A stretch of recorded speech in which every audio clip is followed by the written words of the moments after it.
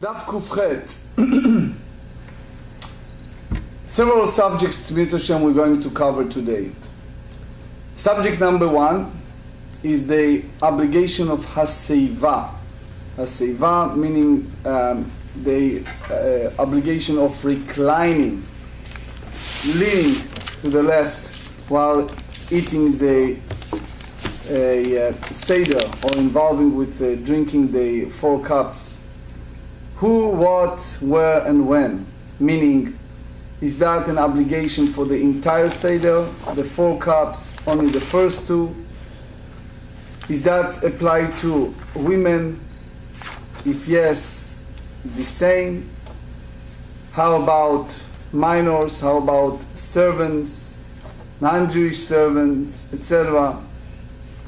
That's a big part of our discussion. We're also going to discuss the amount of drinking of those cups. What is the minimum?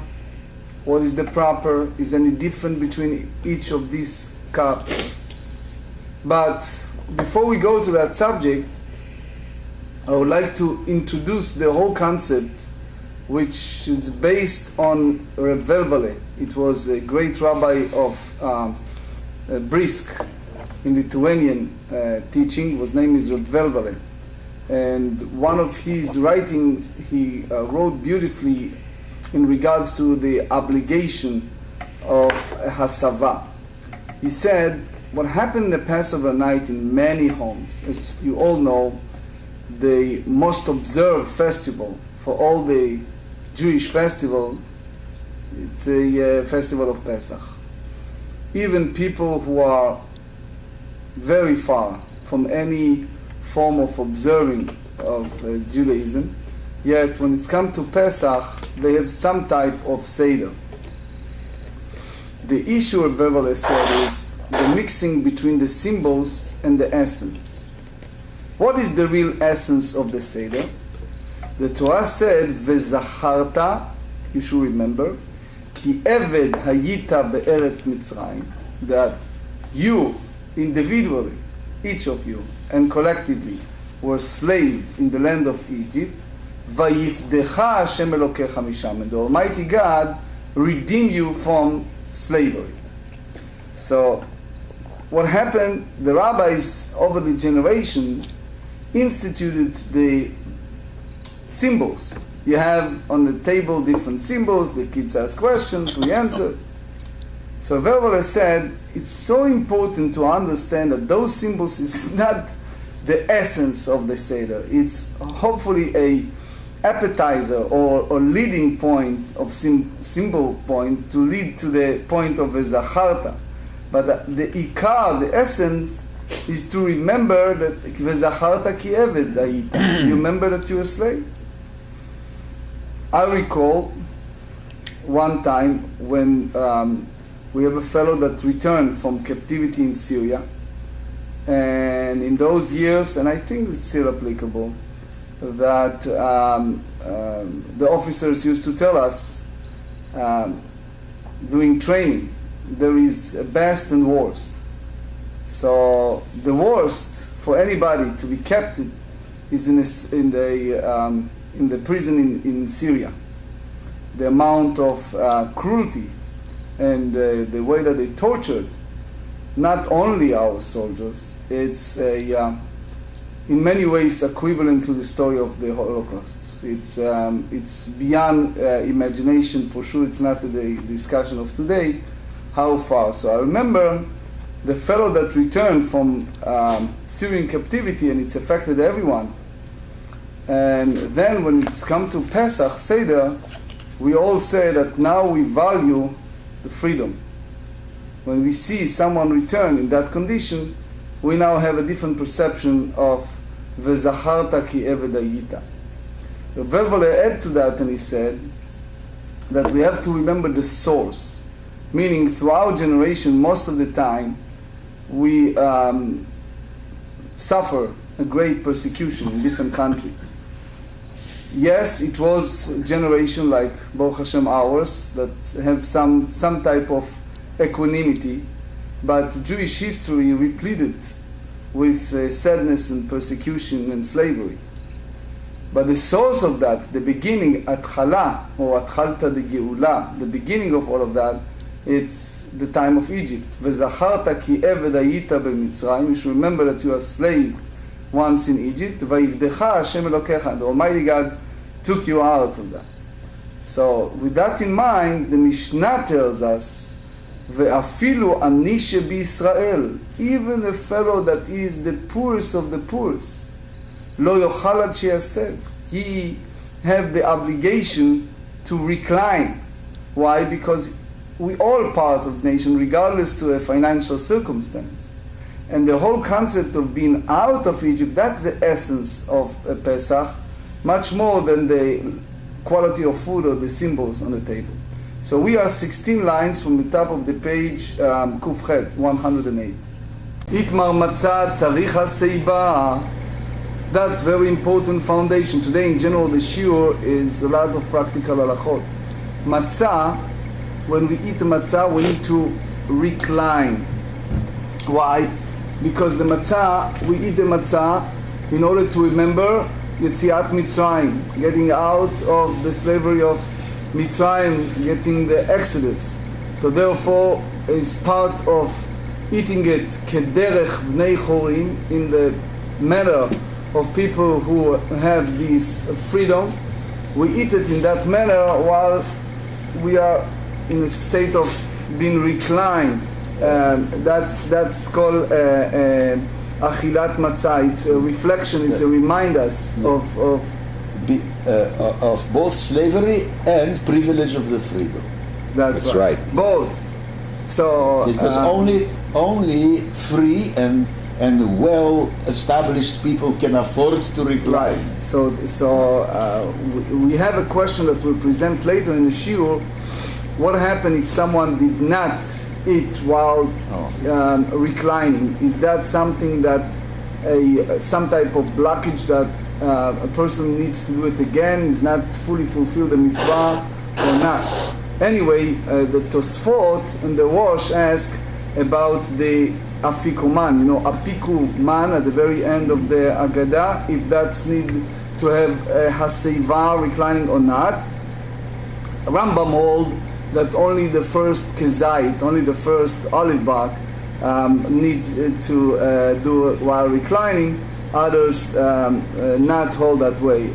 Anyway, so matzah, Rambam said that the first, other not, but others say that it's not just the first, but more, or even the entire part of the Seder. Maror ein tzarich haseiba. That's very important. When we are eating the bitter herb, we do not need to recline. Why? Because that's basically... That reminds us of the slavery, not reminds us of the slavery. Right. Remind of slavery, so you don't need to recline. Mm-hmm. So... whereas matzah reminds you of the actual being taken out of Egypt. So this is the unique quality of Judaism. I don't know any other way of thinking that is so razor sharp attention to detail. Correct. But also celebration of freedom. Yes. Celebration of freedom by eating a bread of poverty, mm-hmm. and eating bitter herb. Mm-hmm. I do not think that any other culture, as far as I learn all those different world culture, and I'm teaching world culture at the college, I don't know anyone who have this type of symbol in their... And for some reason, as a Jew, it's almost inherent in understanding that the maror represents when you were in slavery, whereas the matzah, even though it's the bread of poverty, it represented the leaving of Egypt. I mean, that's the time it happened. So it's... And the Mefarshim tells us, very good, the Mefarshim tells us that the bitter herb, we should focus on the time before, the time before we are out.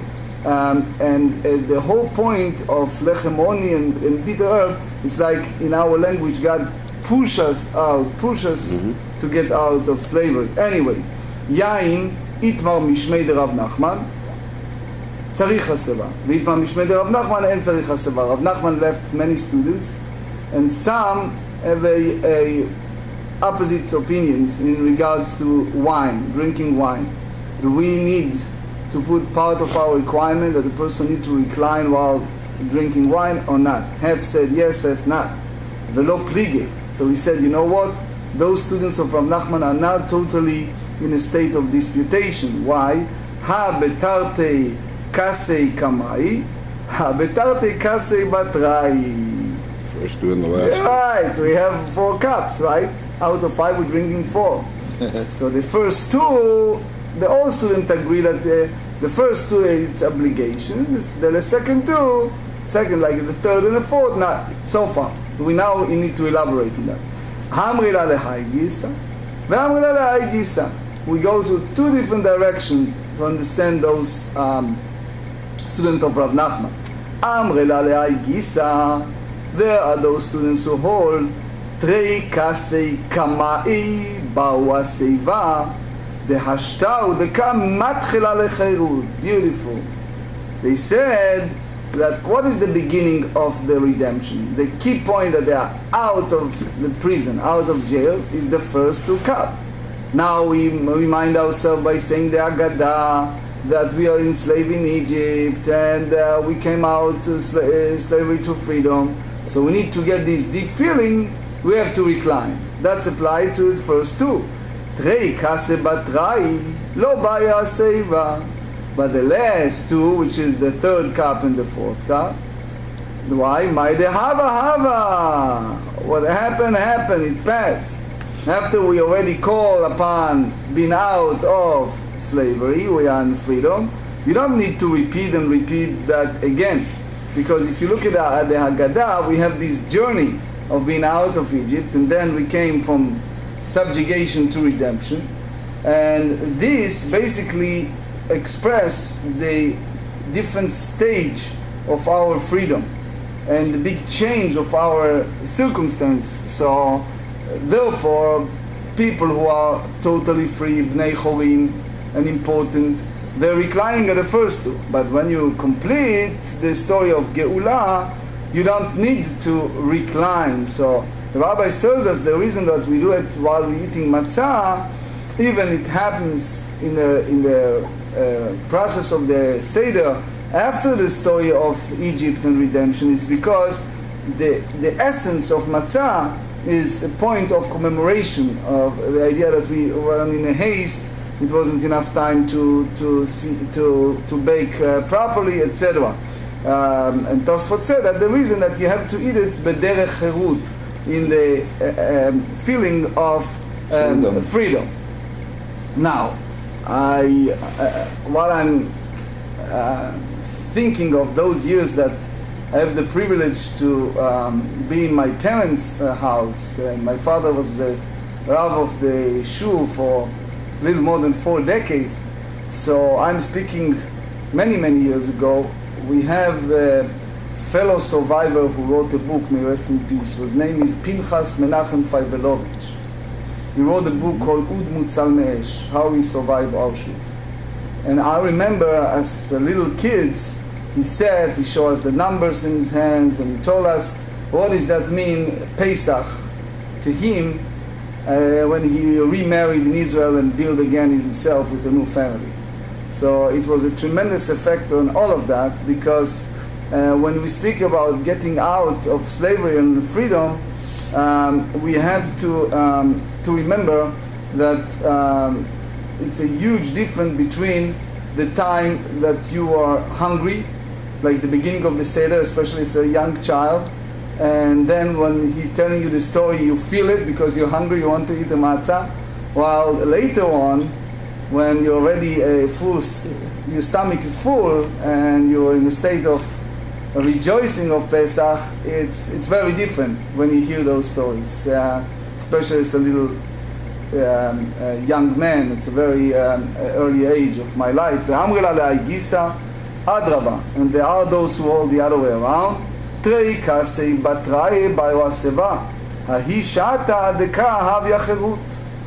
The last one you have to recline. You know why? Because that was the real freedom. That's the time that finished, and we are free. The first 2, we talk about sorrow, about we are enslaved in Egypt, we should not recline. So you see here 2 different schools of thought. What is the proper decorum of reclining? So the Gemarrah put the final halacha, and they said, Hashta de'itmarachi, ve'itmarachi. So since we have two different understanding, and it's not a question of right or wrong because they're both right, so there are those who say that you have to do it at the last two, and there are those who say that you have to do it at the first two. And we said, Idi ve'idi ba'u aseiba. So we go, and by the opinion that we have to do it in both. Do you know the story, Yosaleh? What? Of a rabbi in the Rebbetzin? Did I ever tell you that? Well, there are so many it's a of story. You'll hear it too. So the story is that the rabbi was an important rabbi in the city, and people come to him for everything, including personal issues. So one time, two guys were fighting, and the rabbi said, I can't hear you both, come. So the first one came in, and he said bad things, and the rabbi said, you're totally right, and he left, he was happy. Second guy came, and he said, whatever the first guy said is all lie, and the rabbi listened and said, you're right. Then both left. The Rebbe said to him, how come you told both that they are right? And the rabbi said to her, you're also right. Right? So here we said that both parties are right, right? All need a haseba. And now we see that there is a bahalach, is a diyun among the mefarshim, because here we're dealing with called sfeika de rabbanan. It's a rabbinic state of uncertainty. The whole idea of haseba, of recline, is rabbinic institution. So since we go in general, leniency is sfeika de rabbanan lekula. So if that's the story, why we ask, for example, if someone did not recline, do we require him to go back and do it again or not? So there is a school of thought that said no. Since we have here a state of uncertainty and it's all rabbinic, we may say that it's not an obligation. Now, it's again two school of thought. You have the Rabbeinu Nissim and Maharam Chalawa and others that said, no, since it's so easy to recline, we require him to do it and even to repeat. But others disagree and said, no, if it happens after the fact, you should leave him. Now, most of the rabbis, after it's a long discussion, they said that let's differentiate between the first two and the last two. They said the first two, we ask you to repeat it. The last two, some rabbis said that it's a problem because we basically do not we not allow a person to go more than 4 cups. As far as the institution of the 4 cups, you want to drink, you drink, but as far as doing the brachot and the decorum of 4 cups, is 4 cups no more. That's part of. So therefore, since you have which called safek de rabbanan, uncertainty, so the Tosfot tells us that you don't need to repeat in that sense the last two. But Meiri tells us that in addition to the whole idea of drinking those cups, we have also a certain quotation that we incorporate with that. For example, we have the Kiddush, and then we have the story of Yetziat Mitzrayim, being out of Egypt, reading the story of the Hallel, the Birkat Hamazon. All of this has to be haseiva, has to be a state of reclining. Not everyone goes. There's the Malach in Mishnah Berurah and Bayeretev. The Shulchan Aruch in Kuf Pei Gimel said that it's derech ga'ava, that it's a way that you shouldn't do it. The bottom line, the idea is that we have a certain segment, certain area that we recline, but most of the time we not recline during the Seder. We also have to add that it's a matter, a little bit of culture, in a sense. In ancient Babylon, etc., that they sat in the low bench, in the low, and it was a matter of status also, the reclining. While in our times, people sit and eat in a certain decorum of table, etc., etc. So only in those specific locations you do that. Anyway, if you want to read more, Shulchan Aruch Orach Chaim Kuf Pei Gimel 183 have a long discussion over that. Now, within the Haseva itself, the Gemarrah said Prakdan. Prakdan is someone who lie down on his back. Lo Shmei Haseba. So it's not considering Haseva, it's not reclining. Rabbeinu Hananel and Tosfot said the other way around. When he put he is on his belly and his face down. But here we understand that that's the other way. Anyway, Hasevat Yamin, lo shmei Haseva. Reclining on your right side, it's not considering Haseva because how he put his hand, most of people using the right hand, how he use it, and it's not part of acting in freedom. Velo od ela, and that's very important in halacha, shema yakdim kaneh leveshet v'yavo lidei sakana. You see a picture, I think, in your Gemarrah. Akdamat, next page. Akdamat kaneh leveshet, which means that's applied in general halachot. When a person eats, he needs to eat in a certain way so the food swallow properly. But if he is eating it in that manner, it may stuck in his throat. It's interesting that they use the term that it's dangerous, especially after what Rabbi Weisblum had said before about that's almost more important than other halachot when they use the word danger. I remember that something is dangerous. Yeah. What's also interesting is something Rav Karp had said once before, that he said if you look at it's interesting if you look at like Renaissance portraits of royalty and so forth, they're always sitting and leaning to the left. He said it's and because he talked about the Rashbam's medical analysis and so forth, the way the esophagus works and so forth. Very interesting. So yes, is a malach in addition. Thank you. In addition, is a malach with a book called Trumat Adeshem in regards to iter, like just for example, President Obama used his left hand to sign. Yeah, his left hand. Right. So there is a discussion among the rabbis. The bottom line, most of the rabbis say that we go by the majority, and therefore that's applied. It's just interesting that the last 3 American presidents have all been left-handed. So, very nice. Isha etzel ba'ala, that's very important, especially to Charlie. Isha etzel ba'ala lo baya haseiba. So what does that mean? So Rashbam tells us something fascinating. You see the Rashbam 4 lines from the bottom? He said, listen to this. Mipnei eimat ba'ala ukfufa lo. No? Yeah. Osgiert? Yes. What did they say? What the Rashbam tells us? Because she is anyway, frightened. Not really frightened, but basically subjugated. You want to call it submission? I don't know if it's right. Being subjugated is. But the key is that it's under the domain. He is sitting on the table, the head of the table. He is dominating. Yeah. In that sense. Yeah. In other words, we're not talking here dictatorship, God forbid. No. But we speak about respect.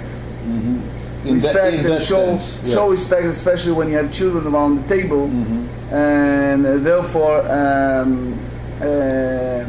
מפרש בשאילתות הרב החי לאו דרכה יודנה של מזגה. It is not appropriate for her to reply. That's right. That's the Rambam too said that that's the issue. But the Gemarrah said, ואם אישה חשובה היא צריכה הסבה.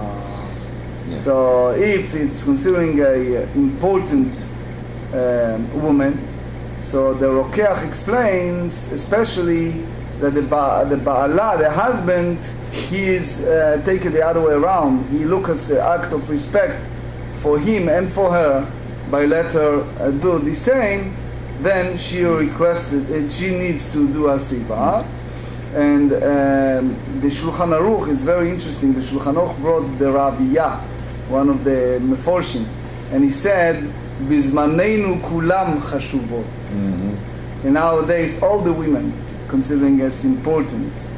The Rosh, Rabbeinu Asher, have a discussion over divorce or women that lost their husbands or single, etc.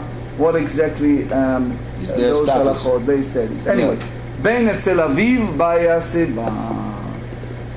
Because son by his father, especially adult son, especially in the modern days, the Rashbam tells us, he is in his father's domain, but he's not totally submissive to his father, right? That's the reality.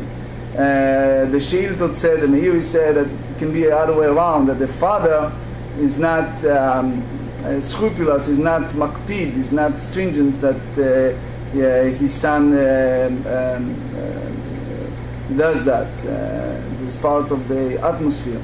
So the Gemarrah said, "Itbayalu talmid etzel rabo mai." When the students sit before his teacher, and now you show you also the mindset of the Talmud, the act of respect to teacher.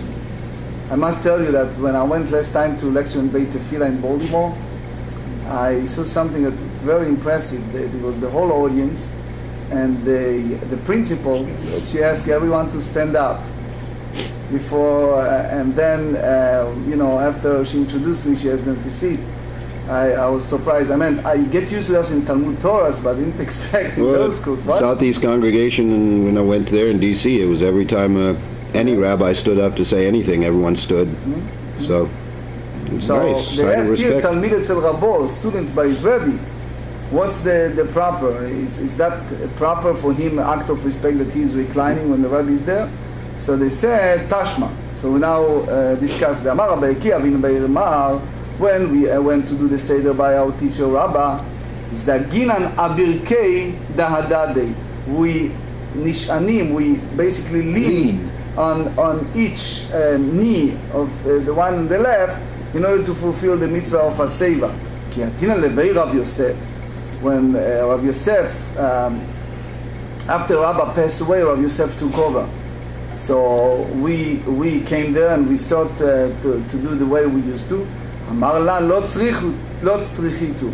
You don't need to recline. The Mishnah said in Pirkei Avot, Mora rabcha kemora shamayim, which means of Yosef, all different. The Torah said that Hashem elokecha tira, you shall have the awe and fear of Hashem. And the et, we derive from the word et, that's Talmidei Chachamim. The Torah scholar, we treat them in that sense, in the level of awe and respect. So, therefore, since Rabbi Yosef felt that that's important to put a certain decorum of respect and order, so he told them not to recline there. So you see again how it goes. It go many different directions. Some say that the Rambam said, for example, it's not that he forbade them, but it's inappropriate, etc. Anyway, Meitivei. Ima kol adam meiseb. Now we bring another braita that said, everyone recline with everyone. Va'afilu talmid etzel rabo. Even student by his teacher, by his Rebbe. Kitanya, so that's basically contradictory to what we said earlier. So the braita teaches us, it's not a Rebbe that teach him Torah. There's a different category of teachers. We are blessed in our times that we have different people with specialties, like medicine world, they have specialties. In the rabbinic world too. You have rabbis that know everything, Baruch Hashem, but you have sometimes a subject that you study by certain rabbonim, and there are certain rabbonim that it's not even your rabbis, it's just the rabbonim. So he said, Kitanya hi, so that's not applied to his Rebbe, but applied B'shulya de Nagare. So in other words, you learn from someone the trait of being a Nagar, right? That certain trait, how to cut wood, etc. Mm-hmm. So the student that have to show respect, that's a different type of respect. So Ipailu Shamash Malido. What about the assistants? Does he need to recline when he eats the matzah and drink the wine and the seder or not? Because since he is serving, he is a teacher, and serving while reclining doesn't carry a meaning. So they said, Tashma, דאמר רבי יהושע בן לוי, השמש שאכל כזית מצה, כשהוא מסב יצא. So if he did that, he fulfilled the mitzvah. So the Rambam derived from that lechatchila, a person should recline according to Rambam the entire meal, the entire Suda. And only b'diavad, after the fact, he fulfilled even by kezait, by the olive bar. But since Shamash is serving everyone, so it's hard for him to recline, so we hold that we are lenient even lechatchila. That's the Bach in Orachaim, Tafei in bed, and also the Maharal said.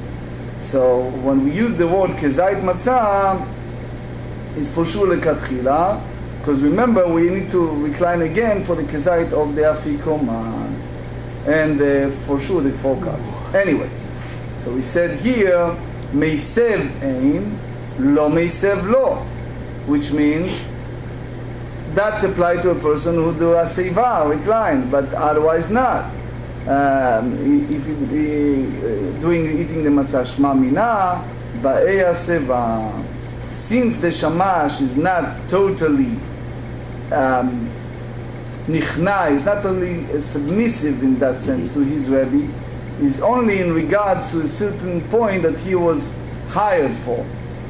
The Meiri said, he's not a total servant. He hired to do some certain thing for certain time. So you remember the Gemarrah in Kiddushin that said, page 20, that even you hire a Hebrew servant is like you hire your own master. So that's the big uncertainty is because he's involved with the meal, serving the meal. And so the same way as we originally exempt women for that, we exempt the shamash too or not. So that's the shma mina, so we derive from that baya seva. Now, ואומר רבי יהושע בן לוי, נשים חייבות בארבע כוסות הללו. He said that women have the obligation of ארבע כוסות to drink the 4 cups of wine. ובח' עמוד ב' 108b, שאף הן היו באותו הנס, because they partake of miracle of Exodus. Now you see a disputation, Rashi and Rashbam and Tosfot. Let's see first Rashi on the top of the page.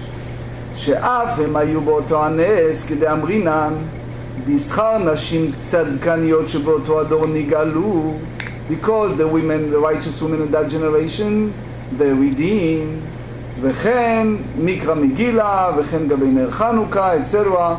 So he hold that they are part of that. They are part of the miracle.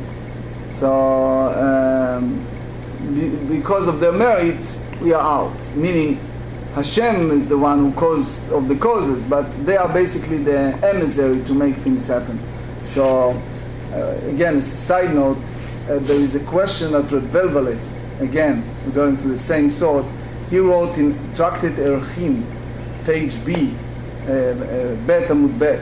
So he asked a question. You see here, the Tosfot tells us that the next one too, it says that it's a decree of Rabbanan, Rabbanan Tiknu, and it's the Rabbanan Tiknu Bede Rabbanan. It's something that it's all totally institution of rabbinic.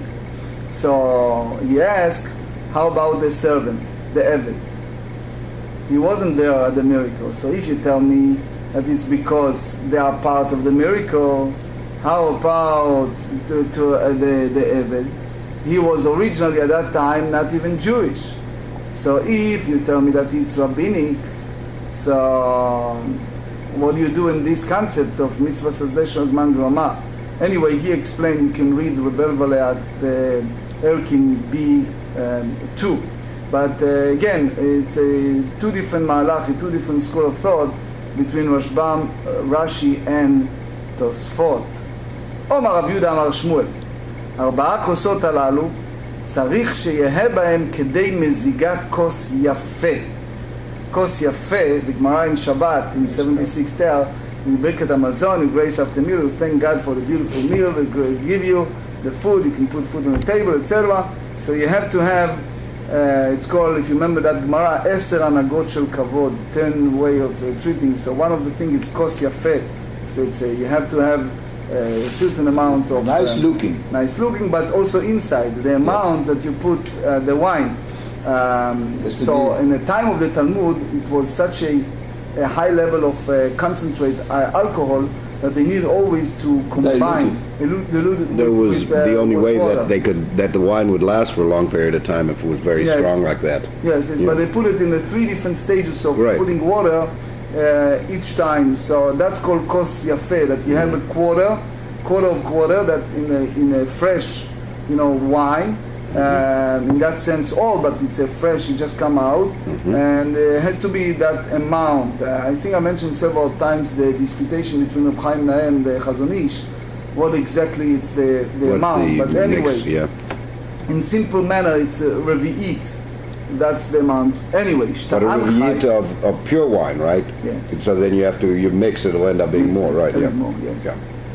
Chazon Ish go a little more. Anyway, shta'an chai, if he drink it like it is without adding any water, yatsa, he fulfill his mitzvah. Shta'an bevat achat, which means that's we're going to learn later in Kuf Yudalet, 114, 117. Now what happens if a person drink 1, 2, 3, 4 cups, one after the others?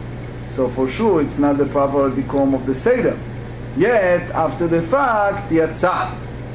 בדיעבד יצא, he fulfill his obligation. השקע מהן לבניו ולבני ביתו, יצא. So let's say nowadays, Baruch Hashem, we have people like myself that we drink very low alcohol. I drink 4, 5, whatever, 6%. I'm not good with drinking, as you all know. It's not, it just make me tired. So but imagine if with this level of alcohol and concentrate alcohol, so sometimes a person share it with his family members, and people come, etc. So they said here that he fulfilled his obligation by doing so. Shta'an chai, Shmuel also said what happened if he drink it without dilution. Yatsa. Rava responded and said it is true. Yedei yain yatsa, yedei cherut lo yatsa. That's a beautiful concept. So we have here Rashi. Rashi said, "Klomar ein zo matzah shlema." So in my book, Biura Klomar berashi al Hashas, I elaborate on this Rashi because Rashi here bothered, and it's based on the Rashbam and the Tosfot. What do you mean yatsa yedei yain and not yedei cherut? Either you said that he fulfilled his mitzvah, or he did not fulfill the mitzvah. Here you said that he in one hand drink the wine, but it's not so the way the whole concept that the sages put this institution is to have this feeling of chirut, feeling of chashivut, importance. So all right, so at the time of the Talmud it was such a strong that it was hard for people. So in my best understanding, Rashi here said the word Ein zo mitzvah shleima, which again you can say in my best understanding of Rashi, Rashi disturbed with all of these concepts, and he tells us that in one hand, as far as the dry law, so you're drinking the wine, you fulfill the mitzvah, but as far as the completion of doing what you're supposed to do in the sense of wholeness, it's not. Next, the third point, shta'an bevat achat. So we said if he drank those cups once after the others, so he fulfilled the mitzvah. So they said, Rav Amar, or some said Amar Rava, yedei yain yatsa, yedei arba kosot lo yatsa. So the mitzvah of drinking yain for the Simchat Yom Tov, for the festival, he fulfilled it. But the obligation, the responsibility of drinking the 4 cups, that's part of the decorum, is not fulfilled. The Torah tells us in the Varim, Deuteronomy 16, "V'samachta bechagecha." You have the obligation to be happy. So it's usually for people how they become happy. They drink wine, they're married. So if a person drinks 4 cups, not the way that the sages said, so he fulfilled the mitzvah of being happy and yontiv. That's what Tosfot said. But he did not fulfill the obligation of the 4 cups. So how we treat it? So Biur Halacha said in Tafayin Bet, you treat it as you drink 1 cup. Anyway, ישקע מהם לבניו ולבנותיו ולבני ביתו, יצא. So if he gave it to his family members, he fulfilled the mitzvah. אמר רב נחמן בר יצחק, והוא דאישתי רובה דחסה. If you pay attention, that's following basically the Tosfot here. דיבור המתחיל רובה, היינו כמלוא לוגמר, לכתחילה צריך לשתות רביעית. That there is a mount that, remember we put in one side of the mouth, we said yesterday, it will be full, regardless to the size of the cup. So, not everyone holds the same thoughts, but the Ramban and others said that it can apply just to drink the most of the wine in his cup. But not, it's a few different directions. The Ran also have his own way. We said rov revi'it, most of the 1/4. So it's a question, what does that mean? Rov kos. We discuss it later in the practical halacha. Anyway, meitivei. 4 כוסות הללו צריך שיהיה בהן כדי רביעית. So these 4 cups, following the direction of Tosfot, has to have the amount of 1/4, the quarter of wine. אחד חי ואחד מזוג. So regardless to what, you have to have the shi'ur, the measurement of 1/4 revi'it of yain chai,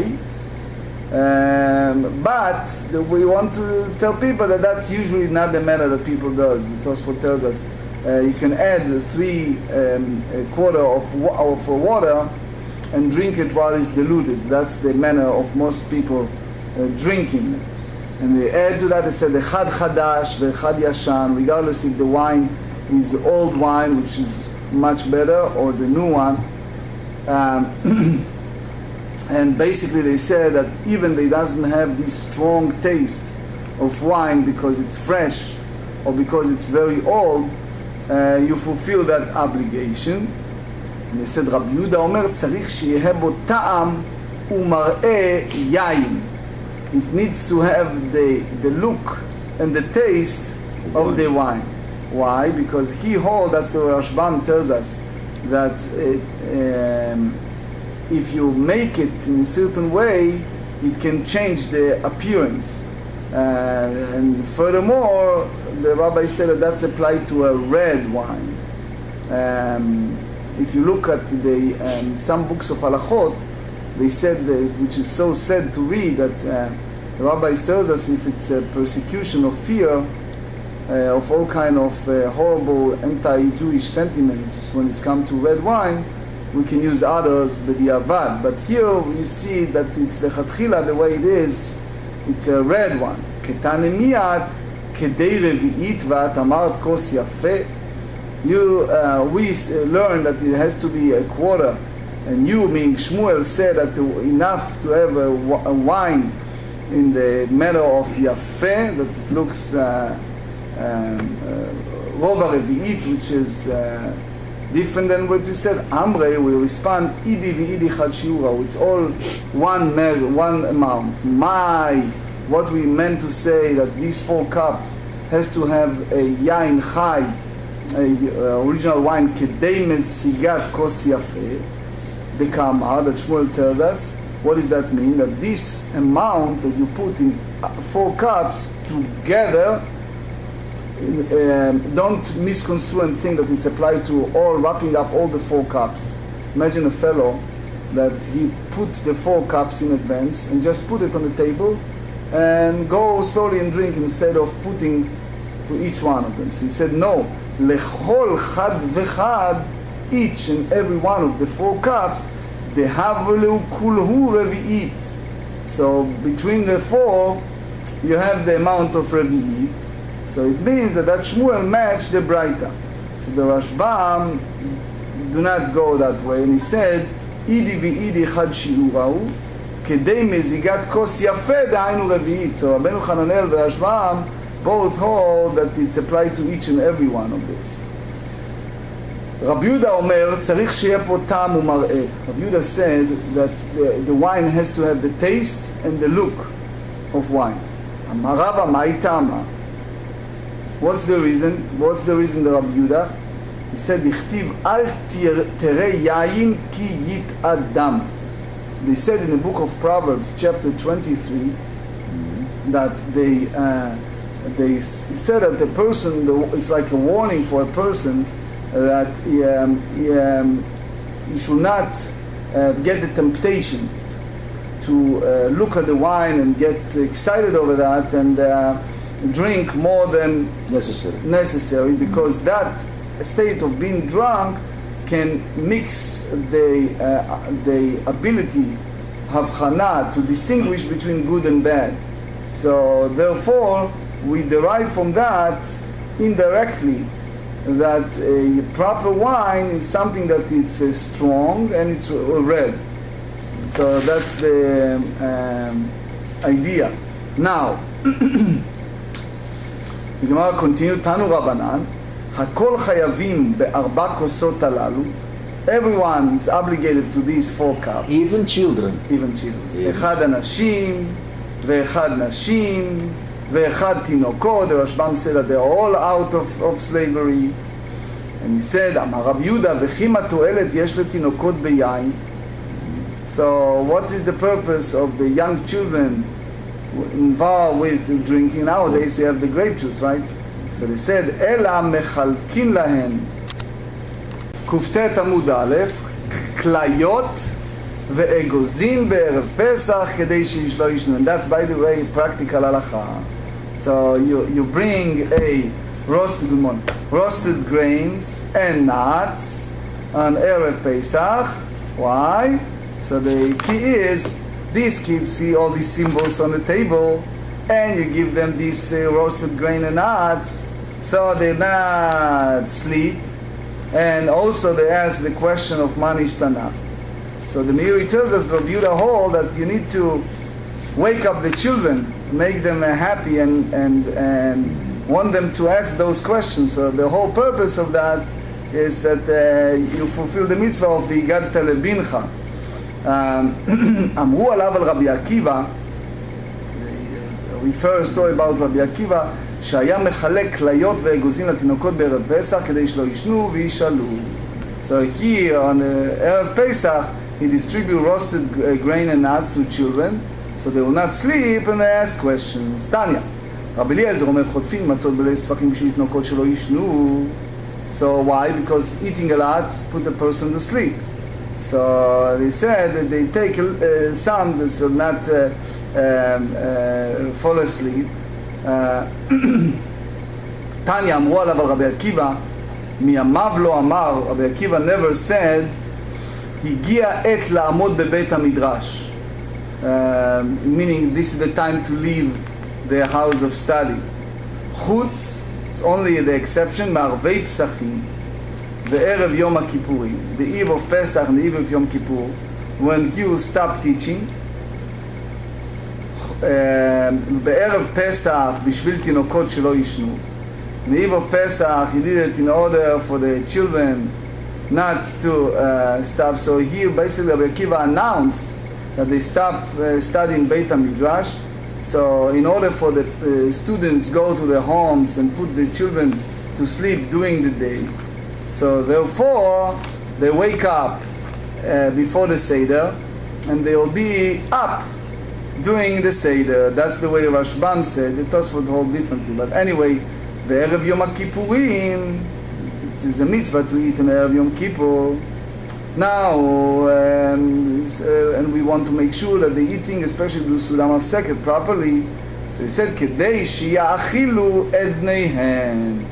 In order so that they stop, that the student will remember to feed their children before the fast. So the first one is the Shulchan Aruch Orach Chaim 472. Matzah must be eaten while reclining. Bitter herb should not be eaten while reclining. The maror, we don't do that. One who eats matzah without reclining has not fulfilled his obligation. the Rema, and based on the Ravya, said that since people nowadays never recline while eating, one may rely after the fact, it's only b'diavad, upon the lenient opinion that one is no longer required to recline. But again, we said the minimum is at certain time. We said that the haseiva, one must recline while drinking the 4 cup of wine. If one drink without reclining, he must drink the cup again. The Rema said that one is required to drink again only if he drank one of the first 2 cups without reclining. As you remember in the Sugya we divided, but not if he neglected to recline while drinking the last 2 cups. And just that's the difference we discussed earlier. Derech hasava, the manner in which one must recline. One cannot fulfill his obligation to recline either by lying on his back or face down, or by reclining to the right. The obligation to fulfill is reclining to one's left. Here you see the Sefer Mitzvot Gadol, who said that there is a difference at which side left-handed person should recline. The consensus is that for health reasons one should recline to the left like other people, but if you recline in his right, so he has fulfilled the obligation. We discussed also women, and we said that important women must recline. Today all women are considered important. However, women does not customarily recline based on the opinion of the Rabbiya. Ben etzel aviv, a son must recline in the presence of his father, as it can be assumed that his father forgoes his honor and allow his son to recline. This is the case even when the father is his son's primary teacher. Now, Talmid etzel Rabo, students in the presence of his teacher at the Pesach night does not need to recline, even if he is not primary teacher. The greatest sages of the generation are considered to be one's teachers, even if one never actually studied with them. If a teacher grants his students permission to recline, the student is obligated to do so. That's Shulchan Aruch Orach Chaim 472. Also, the Shulchan Aruch said that the waiter, shamash, an assistant, is obligated to recline despite the fact that he must serve the meal.